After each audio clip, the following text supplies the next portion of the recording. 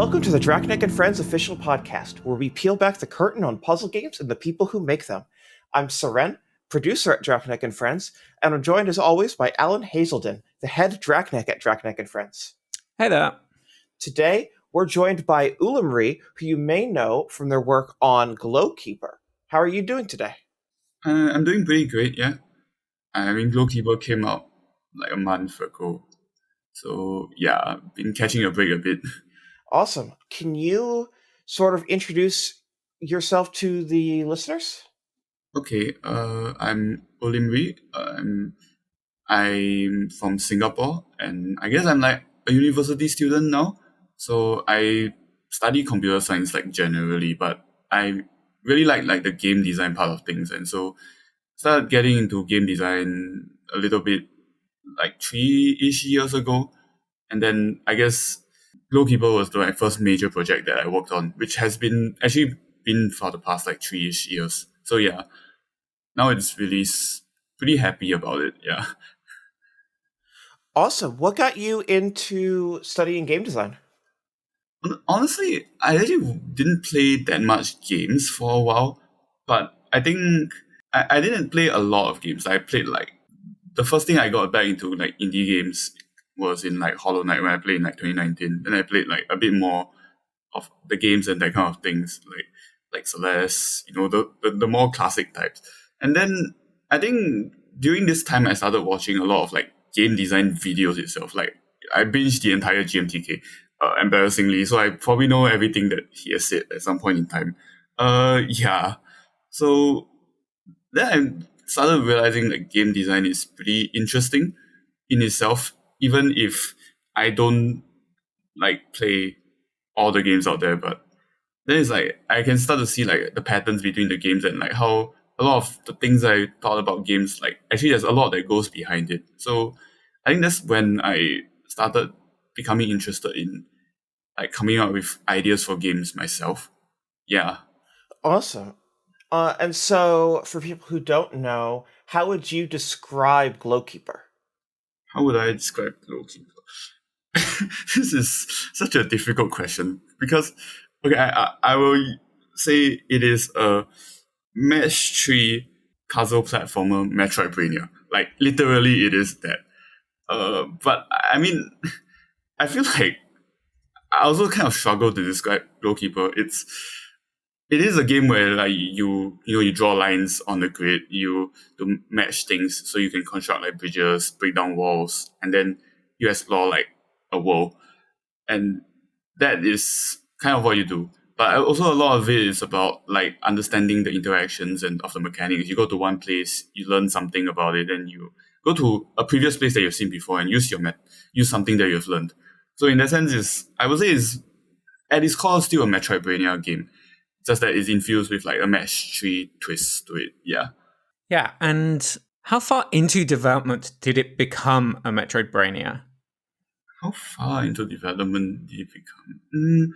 Actually, pretty early on. Okay, I will say the timeline for this game was really weird because the whole thing started 3 years ago, but the development has been very on and off because of like things in life. I mean, I'm studying, and before I studied, I had to serve like national service in Singapore. So sometimes I had a lot of free time, sometimes I didn't have any free time at all.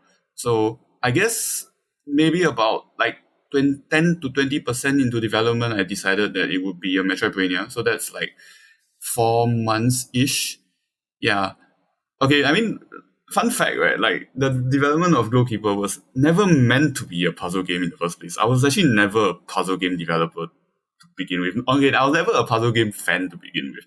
The story was that I was trying to just randomly play in Godot Engine, building like a Mesh 3 platformer with like the linking mechanic and the platformer. So I built like this randomly generated stage. Like every Mesh 3 game has like, randomly generated gems across everywhere. So I built it, then I played it. Like it was just not fun at all because, I mean, every Mesh 3 game that becomes very boring after some point because the grid, even though it's randomly generated, looks kind of the same, right? So then like I realized actually the intro puzzles I made, like I gave a friend to play test. She said the intro puzzles were more fun than the game itself. So I guess that's when I okay, that's the first step. Like I started making it a puzzle. Then because like it's it's like a platformer, and I think at this point I was like quite inspired by Celeste, which is one of my two favorite games of all time. So, and more spoilers of it, but like there's this thing where you can refresh your dash between the room, right? And I thought that was like pretty interesting because there was like a lot of strawberries or hidden collectibles in the game that you had to do that for. And so I was thinking like, what if instead of like many single screen puzzles, which was my first prototype, I made it like one big continuous world where, there's like some interactions between like the different elements of the world. And so I think naturally from there it started turning more into a Metroidbrainia. Yeah. I mean, I think that like making the whole world interconnected was the first decision that I made, and then after that, I think it seemed quite natural to in hide stuff in plain sight. Like for example, one of my earliest prototypes had like a scroll in plain sight. You didn't know how to get there. Unfortunately, people like seem to figure it out a bit too early. So okay, fine, but like I could tell that people really enjoyed. Say, hey, wait, I solved the puzzle, but there's still a scroll there. Like, what? How do I get that scroll? I think people enjoyed like that feeling. So I think that was what gave me the green light to push it to a Metroidbrainia direction. Yeah. Interesting. So from hearing you say that, it sounds like it was almost more like it was a interconnected space that allows for puzzles before it was a puzzle game. Yes, I did not intend for it to be a puzzle game to begin with. It was just a random project I was trying. Yeah. And then somehow it showed the potential for pretty interesting puzzles. Yeah. Yeah, I mean, I think you've done a really good job of like chasing the core of what the idea wanted to be, and then like making a really good version of that. I don't think you can tell like that it had that winding history of design. Yeah, I mean, it's pretty funny to look back now thinking about it, but yeah. Because yeah, I feel like the interconnected puzzles are a lot of what gives it its identity. And like I'm curious because like that I can't really tell what the normal first time player experience is for this game because I played like a little bit of the demo and then I picked up the game later and then I had a very unconventional start to playing the full game, which I loved and like had a delightful time with.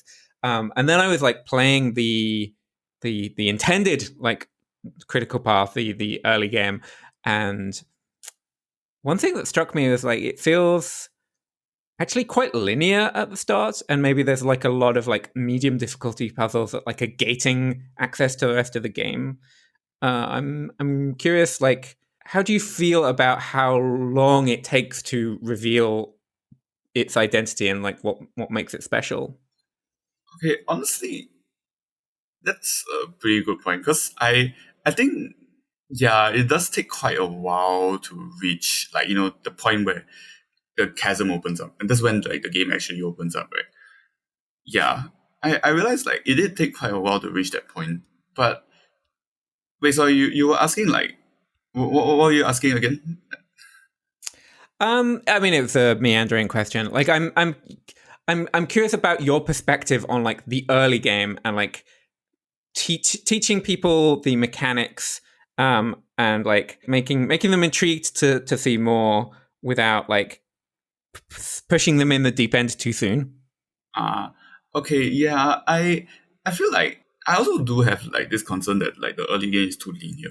At the same time, I also do have the concern that like previously before when the early game wasn't too linear, it was too unlinear, and then people got very very lost on certain things. So, for example, there is this, before you go up the chute, right, there is this puzzle to the right called Luminescent Passage. It had a 10 scroll gate, right? To go through that puzzle, you need to know like rocks, you need to know wind, and yeah, you at least need to know these two things. So, at first, right, I just put the puzzle there. Oh, And the puzzle itself was gating progress, not the yeah, gate. the puzzle itself was gating progress. And for a lot of the people I played it with, like, I think they were frustrated that there's this puzzle that's like clearly there, right? But like the kind of knowledge you need to clear it is not clearly signified. Like, for example, there are some puzzles which are like, okay, if let's say this is a new symbol I've not seen before, like say in the witness, then yeah, okay, the rule of the game is go learn what the symbol is first, then come back. It's quite clear cut. But in this case, it's not even clear that you don't have the knowledge to solve the puzzle, because you need the knowledge to even reach to a state where you have some idea of how to proceed. And so, for example, like one of the things I did was to put a 10 scroll gate there. So the 10 scroll gate is actually not hard to clear. By the time you learn the rock and you learn the wind, you probably have 10 scrolls already. It's just more of there to say that, okay, this is off the beaten path. Don't come down here. And I think I felt like because I play tested with people who were mostly like, I guess, like my friends who aren't also puzzle game players. And I think a lot of them like got lost very early on in different places. One example would be, okay, you know the place where you went at the start, right? Yeah. Like before the in the current version of the game, once you jump down to the ledge, you can never jump back up until you re-enter the area. Right. Yes, there's no warp point at the beginning of the game for most players. Yeah. And before I think that's a smart decision. Like I see why that's needed. Or not needed, but like it would be very easy to have a worse experience if you were to go back to that point a bit too early before you're ready for it. Yeah. Because like there was a point in the game where you know the first puzzle where you have to drop down called Barren Crossroads. You have to like realize that there's a gap below it, so you have to drop down. So we went to a lot of players went there, they were stuck. They were like, where do I get a scroll? So they backtracked all the way to the front. Mm-hmm. Then they saw rocks, so they pushed the rock down and then went into the area that you went, which is like they will be so dead if they can't when they go there. And so yeah, I think over time, like I realized that initially, like actually the plan was for Glowkeeper to be a bit more of a not so like handholdy, a bit more handholdy towards the start, I guess, because I didn't want it to be like Maxwell's puzzling demon or something like that. I did want it to be a bit more beginner friendly, I guess, to the game, like for people to join in. So I initially that was the direction. That's why I started like pushing people away from paths that they're not supposed to go to and go through the linear path. Like, of course, if you're good enough to go off the beaten path, then just go. But for the players who aren't, I try to push them towards the main path. And I'm not sure if they appreciated it or not, because honestly, the rock area is actually pretty hard. Like, from playtesting, it's really hard. We nerfed it many times. It's still pretty hard. So, okay, I do have a bit of like doubts myself about that area. But yeah, on the whole, I think that the decision to make the first initial path like more linear is because like it's not something I wanted, but because if I didn't do it, then I think the players would who are more prone to getting lost, or they can't recognize when the puzzle is like a knowledge gate or when it's just I am not good enough, because they're not like well versed in puzzle game stuff like this, like Metroidbrainia kind of games. So I did want to make sure that the experience for these players aren't like ruined as well. Yeah. No, and that makes sense. So one thing that I noticed, and maybe this goes back a little bit to some of the original design inspiration and adding some of the Metroidbrainia later on, is the control scheme for this game of using the mouse to interact with sort of the symbols and the matching, as well as obviously needing to platform around, is not it's I wouldn't say that no games do it, but it's not something that you see very commonly. Was that just a decision made out of necessity for the mechanics that you wanted to implement, or was that something that you were actively looking to explore as well? Okay, because the initial game was like a randomly generated grid where you try to climb as high as possible. And like the idea was that, there would be like a rising hazard from below. So you have to try to jump up as fast as you can. So I know like in theory it's possible to have like a matching mode where you use your arrow keys and a platforming mode where you use your arrow keys and a matching mode where you use your arrow keys. That is definitely possible. But then because the original design was more of like an action game, right? There's like you kind of had to be both matching and moving at the same time. So I think by necessity it had to be like one mouse, one keyboard. Yeah. But okay, eventually I realized that actually it's also the most intuitive control scheme, I think, because platforming games definitely use your keyboard. And fundamentally, it's also a line drawing game. And line drawing games always use your mouse. Not really, but most line drawing games I know, is that even true? Okay, maybe not, but using a mouse is one of the most like intuitive ways for a line drawing game to work. So I guess that's like the natural conclusion I came to. Yeah, because I think I've definitely played games where it uses both keyboard and mouse. And I'm like, oh, I hate this. This is so awkward. Like I'm constantly having to switch between them. And I actually didn't have that feeling at all. Well, very, very rarely with your game. And I can't put my finger on why I just like accepted it very quickly when it really feels bad in other games. I think the keyboard and mouse. Actually, you know what? I have a theory, which is that you don't use anything on the keyboard other than arrow keys. Yeah, I have very similar feelings towards games like this. For example, I cannot play Hades on keyboard and mouse. Like it's just not possible because, wait, it's so annoying because, like, the dash. I remember clearly the dash direction in Hades, right, is where your mouse is pointing at, right? So yeah, I can't do that either. If you dash twice in the same direction, you may not like you want to dash twice in the same direction by spamming dash, but you are dashing like once forward and one backward because your mouse stays at the same place but your character moves. So yeah, I could never play with a keyboard and mouse. And I mean the other issue is that like I think most games have too many keys. Like if you need me to use my pinky or my thumb, I probably will use a controller instead. So yeah. Thankfully, I think Glowkeeper doesn't need anything other than WASD.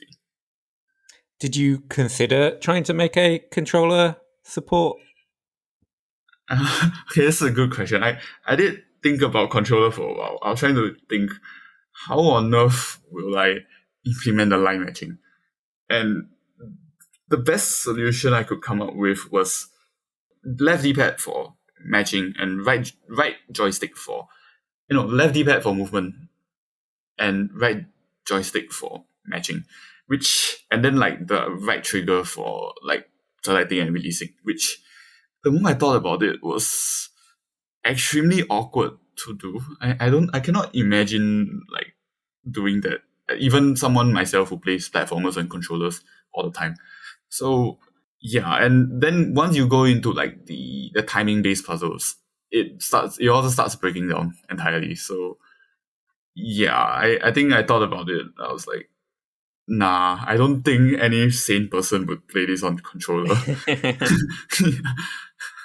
Yeah, no, it's just interesting, like Alan said, because it's not something that it's just not something that people typically rely on as a control scheme. I think partially because a lot of developers are thinking about like mobile and thinking about console or controller or Steam Deck or a lot of other situations, but because this game isn't, I do think that the control scheme works really well. It was just something that really stood out to me when playing it. Thanks. Yeah, I think personally I just didn't really have much thoughts about like console or mobile. I mean, people did ask whether this can go on mobile. I'm like, possibly, but the grid can't be 12 by 21. There's no place to fit the joystick and the jump button and not fat finger like the grid if your grid is 12 by 21 big. So I was like, probably not mobile as well. But I think mobile is still the more possible one. Console, like controller, just feels really weird with this game, I think. Yeah, I think both controller and mobile would be a a real not fun challenge. Yeah. So earlier you said that you weren't really a puzzle game fan. But also earlier you just offhandedly mentioned Maxwell's Puzzling Demon. So clearly at some point you became more familiar with the puzzle games, and like certainly at some point you joined the Thinky Puzzle Game community. So yeah, like I'm curious, like at what point in the game's development did like you come to this awareness of the genre, and like how do you feel about it now? Okay, so yeah, before that, I don't think I played much. Actually, before that, the games I played was like really constrained. It was like a lot of mostly platformers kind of games, and so I mean, of course, including stuff like Hollow Knight, but yeah, like that kind of game. So what happened was that like once I picked up Baba Is You, that was my first puzzle game I played. I played for like 10 hours. Then, after 10 hours, you reach the point in Baba Is You where you exhausted all the easy puzzles and you give up on the game. So I gave up on Baba Is You for 8, 9 months, I think. Was it more than that? I have no idea. So I just gave up on the game.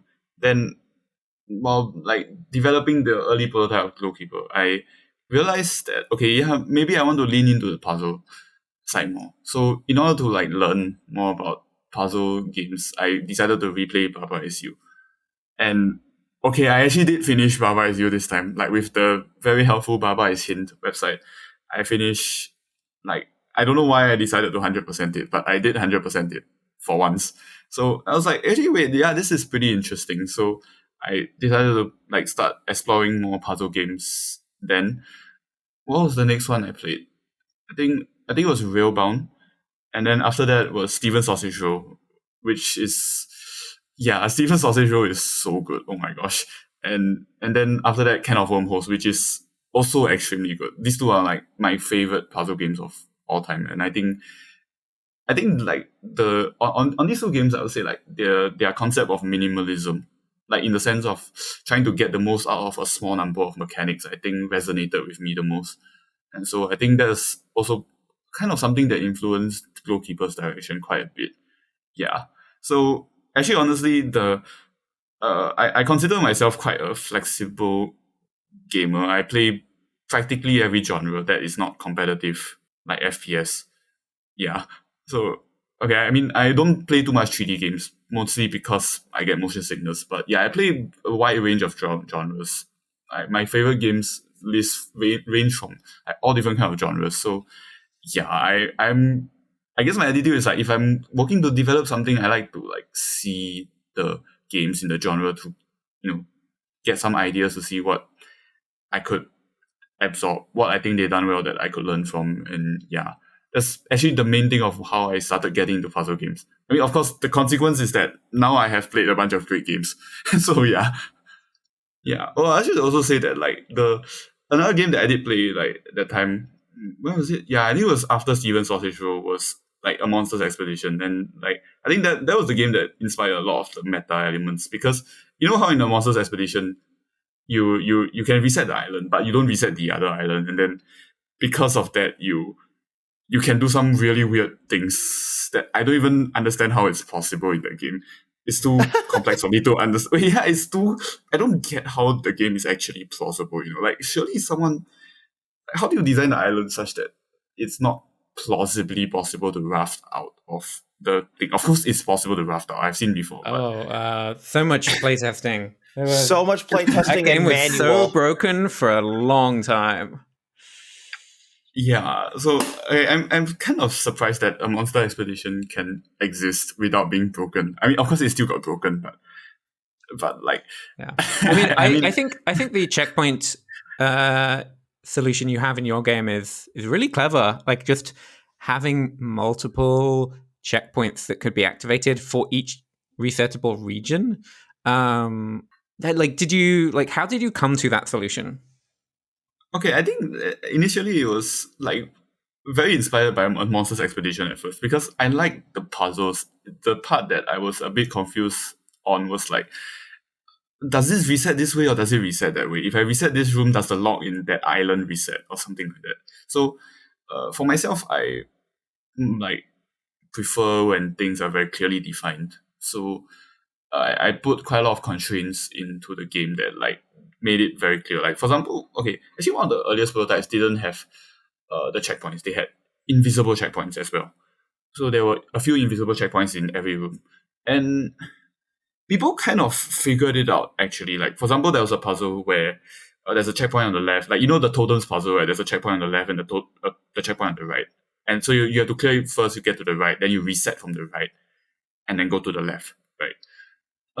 People kind of figure it out, like, but the method was like they had to exit the room and come back into the room to reset the checkpoint, which was very unnatural, I think. So I decided, okay, let's make the checkpoint a piece itself. And okay, I had a second reason for that. I wanted the checkpoints to fall, but I decided that this was too complicated to program anything like that for the checkpoints to fall. So I gave up on the idea entirely. That's interesting. So it would have been like a matchable piece that had gravity. And so the location... Right, but it also needs, like, resetting also needs to reset itself, or it wouldn't do, like, oh god. I was trying to... I had some like ideas for it. Then I started implementing, and then a bunch of bugs appeared, like obviously, because imagine you step on the checkpoint, you match it away, and then what? Right? And even if, let's say, you don't allow to match the one that is like checked, right? Like let's say I have like 4 checkpoints. I match the top 3 ones. I step on the one at the bottom and I reset the room. Like I'm gonna be stuck in between the checkpoints. Like what am I supposed to do? Right? So then I think it was also very bad for visibility. Like imagine if you drop the checkpoint, you stepped on it, you reset the room. Are you supposed to spawn at like where the checkpoint originally was? So yeah, I gave up on the idea entirely because I don't think it's cool in theory, but I don't think it lends itself to interesting puzzles. It just lends itself to more annoying things to deal with. Yeah, and so I guess that was one of the things that led to the checkpoint idea. Of course, I think other ideas that I wanted to constrain the system was that like if you reset a room, you only reset everything within the room. And similarly, rocks don't push outside of the room. Elements don't fall between rooms. Because I feel like once you allow that, it starts becoming very like the search space becomes too large in a sense. I don't like it when the puzzles has like too large of a search space. Yeah, does that make sense? Mm-hmm. Yeah, I from experience, yes, pushing things out of bounds, very, very, very, very complicated design decision that will lead to knock-on impact. I mean, I guess in the Monsters Expedition, sorry, Syrenne, you were saying something? No, please go. And you can take it again. Okay, sure. Like in the Monsters Expedition, is like not so bad because most of the time, if you push a log beyond its range, it either forms a raft or it just falls into the water. Like it's quite straightforward what the consequence of it is. As in, the thing goes out of bounds, but usually it doesn't cause any weird rolling effect. You have to very deliberately set it up. On the other hand, like in Glowkeeper, I feel like if the moment you start, this was one of the problems with the purple element. Like you know the purple element not really the element, like that's the thing that lets you draw long lines, right? I had a lot of trouble trying to constrain it to its sections because you can drag the thing across rooms. And if you can drag it across rooms and using the reset feature, in theory, you can drag something from one side of the map to the other side of the map, which apparently like is not fun. It's just not fun at all. So I tried to constrain this as much, but then Mika Hako still just found a way to jailbreak and like skip like 3/4 of the game by jailbreaking one of the areas in the game. It required some really elaborate setup of the things. I didn't even know it was possible until like he performed it. So yeah, it was very shocking to see when I saw it myself. I think a little bit of being broken is actually fine and good. Like Monsters Expedition was like so broken for a long time, and like we fixed a lot of it up just by hard work and playtesting. Oh my gosh, but yes. there's still like the speed run for that game I think is still like 3 minutes long. Yeah. And it's like the that's things also you have because of the movement tech. It's partially because of the movement tech, but like if you just look at it as like the route traveled, it's like an incredibly broken route. Oh yes, Yeah. and we so when we patched that because we needed to break the speedrun route in order to fix like actual player facing issues, we archived the route the build that the speedrunners liked as a public Steam branch. So we're like, if you still want to play this version with the broken route, here it is. We're gonna in the meantime, we're gonna go over and like fix the bugs that are impacting players who are not trying to abuse the tech. But Yeah. Alan is very right. Like we locked in the final shape of the world outside of like edge case fixing maybe a month before we hit 1.0, and then we spent that last month doing so much like sanding off the edges and finding edge cases and putting it in front of a lot of people who are really, really hardcore into breaking things in the puzzle game community and asking them to play the game and basically send us details of every time that they think they found an issue or an exploit. And we patched as many of those as we could. We got to 1.0. We submitted it to Apple because that was an Apple Arcade game. Then we still kept going and sanding things off. And then we launched, and then it's still, for like the first 4 months of that game's life cycle, we're patching out like you can raft out into the open sea this way, you can raft out into the open sea. And then we eventually got to the point where like it is mostly solid. There's probably a few that we're almost never going to find. So we ended up putting in like emergency buttons like reset local area where we Right, like yeah. Like it's still there's still so many ways you can get yes, to a snowman on an island, or and it's like just soft lock. you didn't get there from where we're expecting, and now like, oh, I guess you're stranded on this island with no way back. Yes. And And so it's Reset just Local impossible to. Island was literally going through and in code identifying all of the individual like expected paths and like this island connects to this island connects to this island in like the game design so that you can go in and say reset local area and it will zip you right back to the start of what we think was supposed to be happening. But even then, I'm like not at all confident that we got I think there's some edge cases where you can still break it. You have to try real hard though.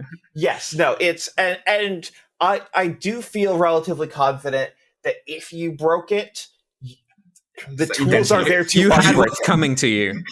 Yes, You were trying to do it. one, you were trying to do it, and two, you have the tools to sort of get yourself back to normalcy, which that's all that matters to me. If players want to find new ways to break the game, God bless, have fun. Do not file bug report tickets. Yes, exactly. Like it's okay Yeah, if like I think somebody was reporting recently some issues with like the undo stack with moving rafts of like, oh, this does look broken, but like it's been too long. Statute of limitations for these Yeah, issues is we haven't patched that game in a couple of years, so I'm like, this is not to say that you're never going to see another patch for Monsters Expedition, but we do not have that project, those code files open anymore on a day-to-day basis. We are firmly on the more recent games that have come out, plus Bonfire Peaks, which somehow is still getting bug fix patches, and um, the games that are currently in development. Yeah. I mean, okay, but speaking of undo traces, okay, undo traces in continuous, like, okay, undo traces in open world interconnected games are such a mess. Yeah, it is such a mess. Doesn't help that Glowkeeper is continuous as well. But okay, that's a topic for that for another time. But yeah, I mean, yeah, I think on the topic of breaking stuff, yeah, if people want to break stuff because they were intentionally doing it, like, yeah, that's like perfectly good. Go ahead. I mean, I'll just say that I mean, a Monsters Expedition speedrun is 3 minutes, right? Glowkeeper's fastest speedrun is 17 seconds. Yeah.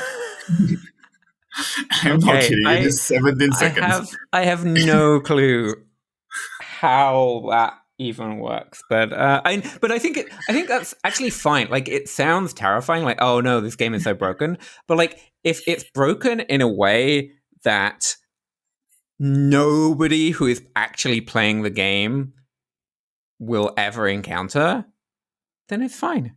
Yeah, it's Like, perfectly fine. I mean, so what if you can beat it in 17 seconds if you have 15 hours of understanding in your head? yeah. Exactly. It's like saying that Lock Digital is a 10-minute long game if you know all the puzzle solutions. Yeah. It's like, sure, I mean, I guess. Like, yeah, I mean, it's like saying like you can beat Outer Worlds in 10 minutes. Like, yeah, but that's not the game. Yeah, that is you knowing every answer or reading it from a walkthrough. Yeah. But okay, I mean, the 17-second thing took a glitch. It's like you very intentionally need to use a glitch to beat it that quickly. Yeah. So, okay, fine. If you know the glitch, you know how to double jump, just double jump. Yeah.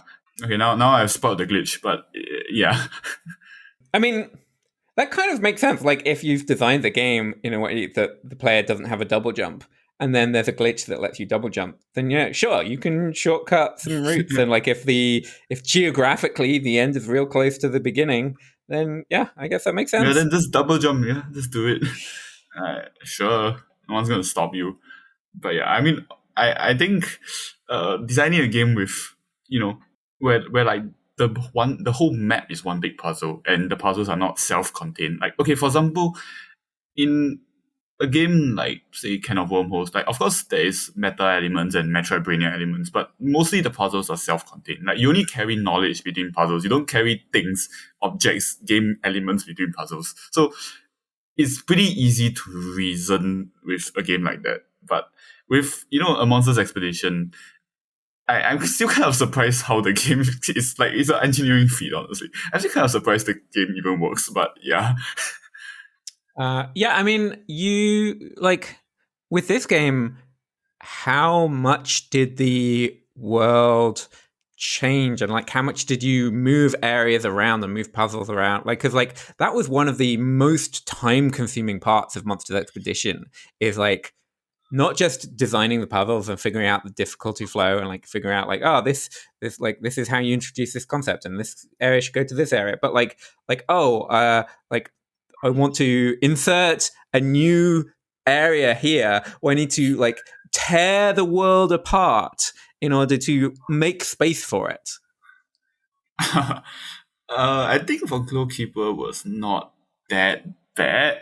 Like, okay, because by virtue of it being a side-scrolling game, your vertical dimension is quite limited. Like, you just can't do that much in the vertical dimension. You can only jump, and you can only jump 2 squares. So, yeah, in that sense, I think it is pretty limited, and it also gives a lot of constraints on how the map can look like and what you can do.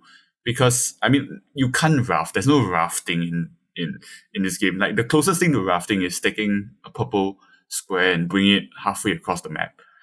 That was the biggest issue that like I had to try to stop. But like, other than that, I think mostly once I've started figuring out like the core mechanic areas, like, okay, initially, like, there was the crossroom area, like the one that you went first. That was like one of the key like mechanic areas. I guess like in my head I was thinking of them as like dungeons where like it's like each area has lost like a core mechanic. But then I wanted it to be like I teach the most basic ones first, which is like the linear path. And then after that, like, you just do whatever you want. So eventually, like, it came to the idea of like 4-ish separate areas and that connect to like a central chasm. Because I think, yeah, I don't know how that idea came to me, but like once it came to me, it just came to me.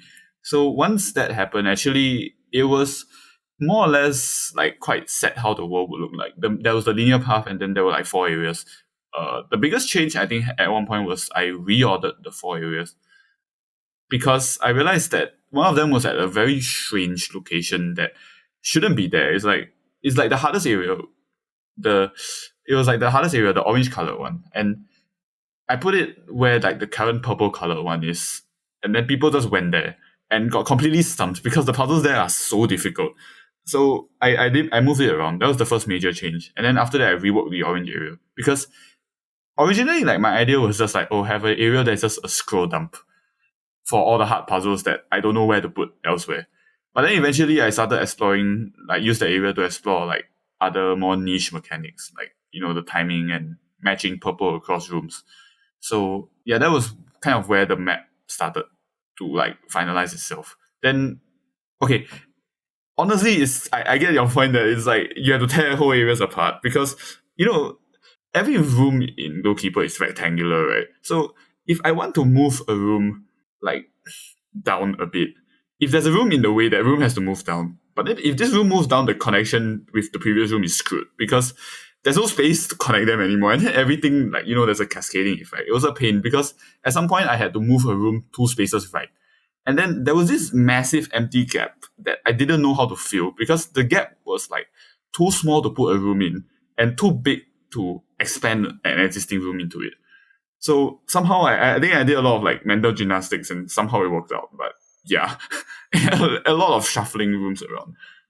Yeah, like the overall design of something like this, like really asks a lot of you of like being able to keep everything in your head about like not just like, oh, like how do the room, like shifting one room affect another, but like a lot of the meta puzzles will presumably require you to go like, oh, well, when I'm editing this room, I need to have these constraints on the puzzle, but also these constraints on all the other puzzles that go through this room, or like start in this room, or like finish in this room, or yeah, like it's a real challenge to make small edits in a safe way that don't break other things you're not actively thinking about. Yeah, it happened several times. But I mean, okay, then I'll like randomly play through the game and I'm like, wait, I kind of destroyed this puzzle. Like this column of water needs to be 2 wide. It can't be 1 wide. Otherwise, like the other puzzle, like 5 rooms away, just breaks. Yeah. Yeah, this kind of the kind of things that I see. But okay, I guess in the case of Glowkeeper, it's more constrained because it's like the kind of stuff that you can do is more limited. So off the top of my head, I don't know what needs to be fulfilled for like the puzzle to work. So okay, it's not that bad. I just run through and as long as it works, it works. Yeah. And was that the main way you were like making sure that you didn't break anything? Is like testing yourself? Did you have a lot of playtesters for the game?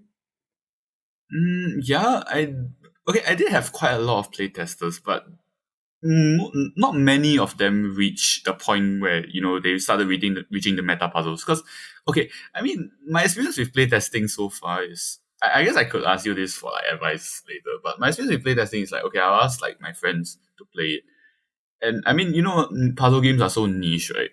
Most of them reasonably will like reach a certain point. They'll play 1 session or 2 sessions and then bounce off of it. So the earlier parts of the game are very, very thoroughly tested, but the later parts are very few people have reached there. Like I think the number of playtesters is 30-ish, but the number of people who has made it like past the chasm, maybe like 6 or 7 playtesters who made it past the chasm.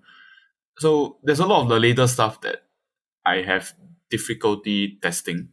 Okay, I mean, it's pretty easy for myself to verify that the puzzle works. I just play through the clear the puzzle once myself. Whether or not the puzzle makes sense to people or whether people find ways to break it, is a separate question. But thankfully, the few playtesters who did it, right, they are the kind that likes to break things. So they try to break everything. It was extremely helpful. Yeah. Awesome. Do you have any questions for us before we wrap up? Okay, I did want to ask about playtesting a bit more because I think this was one of the biggest concerns I had like at the beginning of the development because I did send like the game to maybe 10-ish people and then among the 10-ish people, only one made it to somewhat far. I'm not sure how do you more effectively playtest games because I mean I sent to both my friends and certain people in like the Thingy Puzzle Discord, but for reasons like they are busy or they just bounce off the game. It's very hard to get feedback for the later part of games where I feel like I need the most feedback for. I'm not sure how do you handle this kind of things? Mostly just by like if we have 10 people and only one gets further in the game, okay, that's a sign that we need 100 people.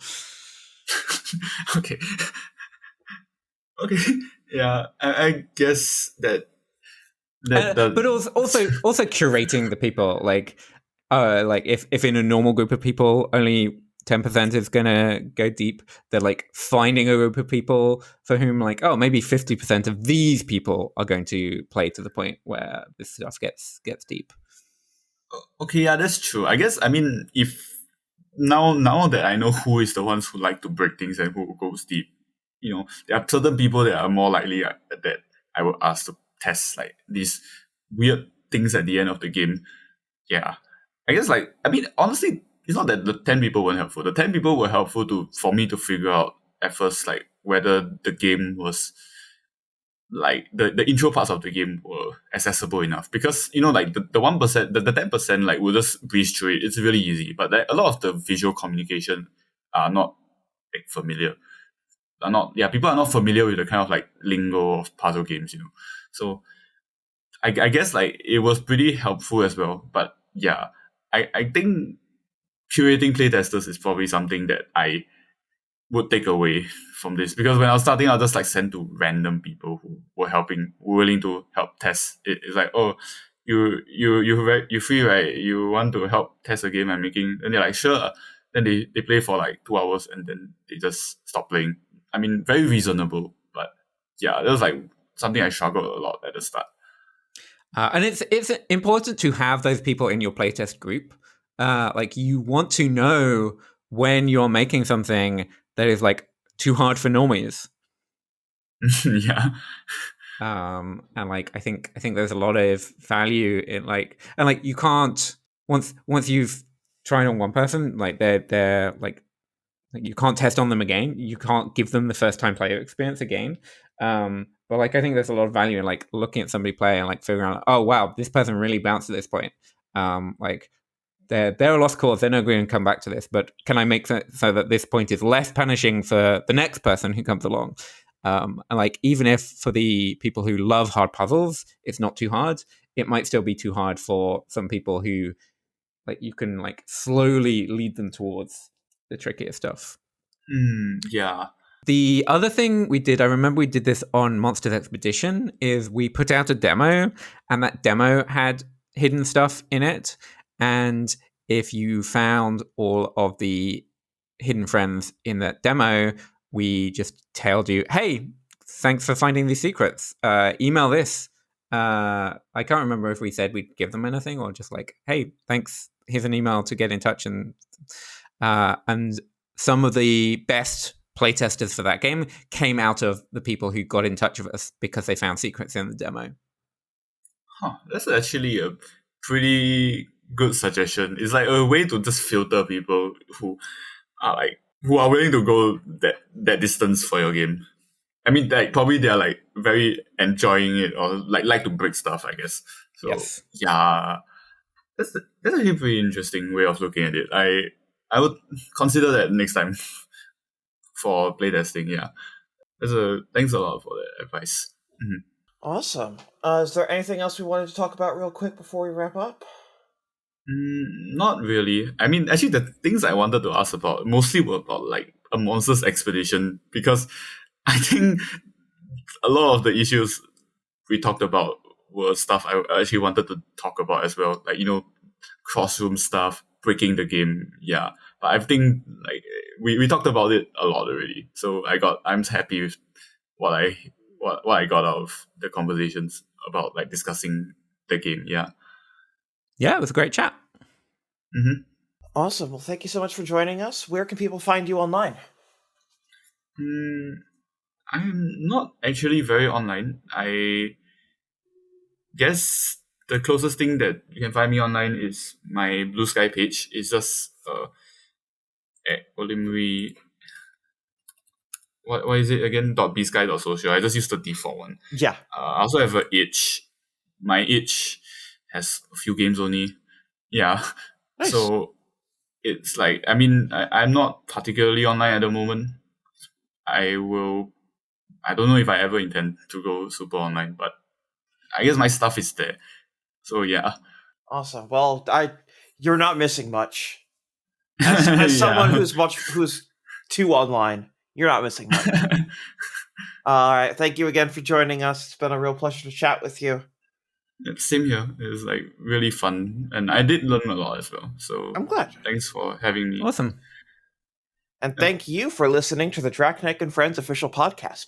Our music is by Priscilla Snow, who you can find at ghoulnoisemusic.com. Our podcast artwork is by Adam DeGrandis. Our music is edited by Melanie Zawodniak. Please rate and review us on your podcast service of choice, and be sure to tune in next episode for more interesting conversations.